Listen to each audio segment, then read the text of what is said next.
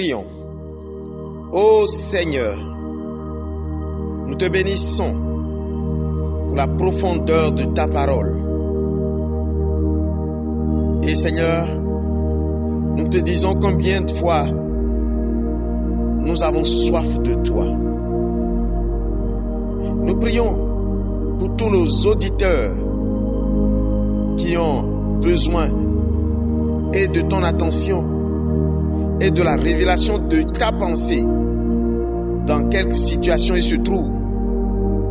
Accorde-leur la grâce de ton intervention et manifeste, Seigneur, ta faveur à leur égard. Que tes riches et grandes compassions se manifestent afin que, Seigneur, ton secours, les libérant de leur fardeau, puisse être pour ceux qui sont encore dans les ténèbres la manifestation de ta grandeur. Sois béni, tendre Père, pour ce que tu as fait. Au nom de Jésus-Christ, nous avons prié. Amen. Bien-aimés, cette première édition de Apocalypse 6 voudrait nous conduire dans l'univers des révélations au travers du thème suivant: l'importance de la révélation. Une révélation est tout simplement un dévoilement, une apparition de l'inaccessible dans l'univers de l'accessible. Quand l'inconnu se fait connaître, on parle de révélation. Et définie comme telle, la révélation est l'un des objectifs de l'éducation. On est formé, entraîné et ainsi outillé pour passer de l'ignorance à la connaissance. Bien-aimé, quand on connaît le danger que constitue l'ignorance, on doit anoblir la révélation qui aide à s'en affranchir. Vous connaîtrez la vérité et celle-ci vous affranchira, dira Jésus. Jean 8, verset 32. Dans la Bible, la révélation est d'une importance capitale. C'est Dieu lui-même qui en est souvent l'initiateur. Par exemple, au moment où les descendants de Jacob, après 4 siècles de présence en Égypte, n'avaient plus aucune connaissance du Dieu de leurs ancêtres, Yahvé se manifesta à Moïse par le canal impressionnant d'un buisson ardent qui ne se consumait pas. Exode, chapitre 3. Gagné par Dieu et chargé d'un message fort, Moïse se mit en route pour gagner les autres. On peut déjà faire remarquer que toute révélation, surtout de la divinité, a un objectif. Elle veut obligatoirement atteindre un but. Ici, c'est-à-dire dans Exode 3, le but c'est de libérer le peuple d'Israël et de le plonger à nouveau dans les méandres de l'alliance avec Yahweh. Celui-ci, c'est-à-dire le Dieu d'Israël, initiateur de la révélation, se chargera de l'approfondir par des actions puissantes inédites. Par exemple, tout le Nil changé en sang en un clin d'œil, l'invasion des grenouilles, l'orage de grêle, la mort des premiers-nés, tout un déploiement de puissance pour éveiller la foi, je veux dire la confiance de son peuple, et réussir à l'isoler pour plus de révélations intimes. Bien-aimés, la révélation par excellence est celle de Jésus-Christ, Esprit créateur, Dieu qui a accepté d'habiter un corps humain pour révéler la décision divine de vivre l'humanité de l'humain afin de lui permettre d'accéder à la divinité du divin. Le but est clair.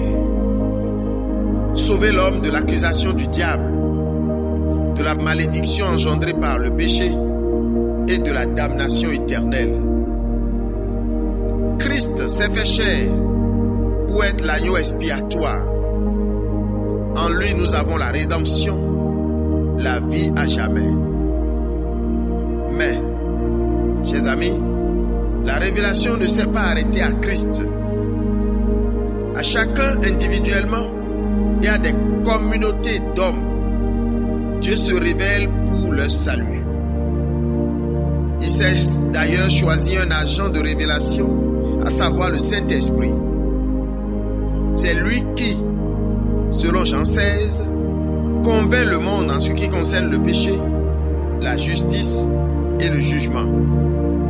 C'est lui qui conduit dans la plénitude de la vérité et annonce les choses à venir. Bien-aimés, c'est par révélation qu'on connaît Christ et on ne finira jamais de le connaître parce qu'il ne finira jamais de se révéler. À peine nous pensons le connaître qu'il se crée en nous une soif de le connaître davantage.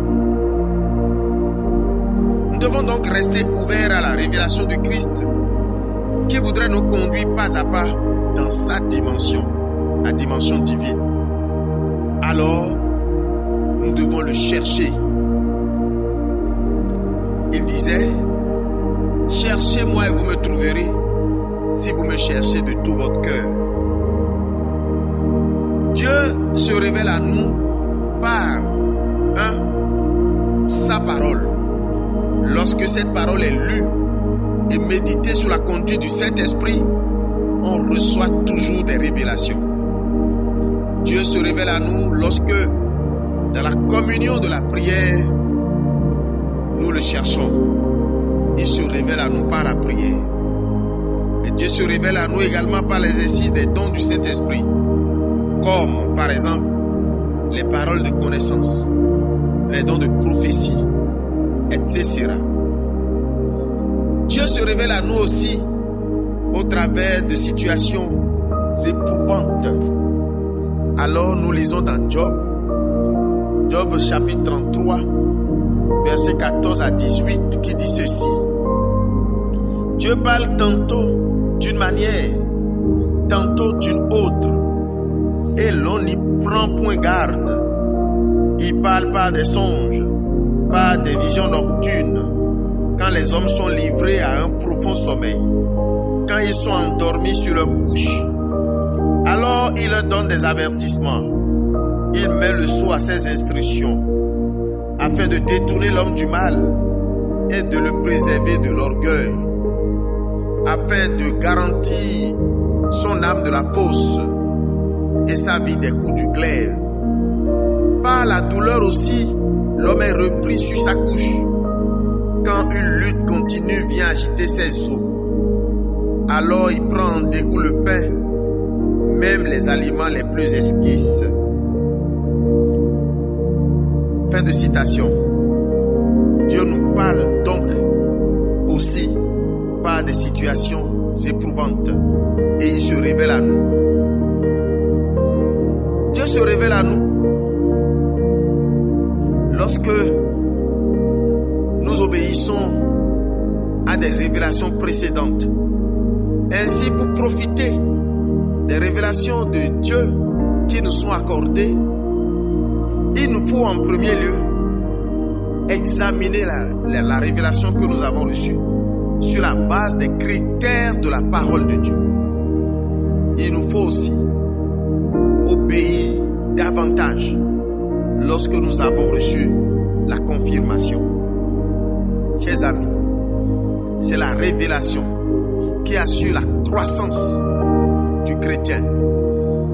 Lorsque nous recevons davantage de révélations, de dévoilement au travers de la parole, nous progressons. Et la nature du Christ progresse également en nous. Cherche donc le Seigneur et tu le trouveras. C'était Apocalypse 6, première édition. À la semaine prochaine pour la suite.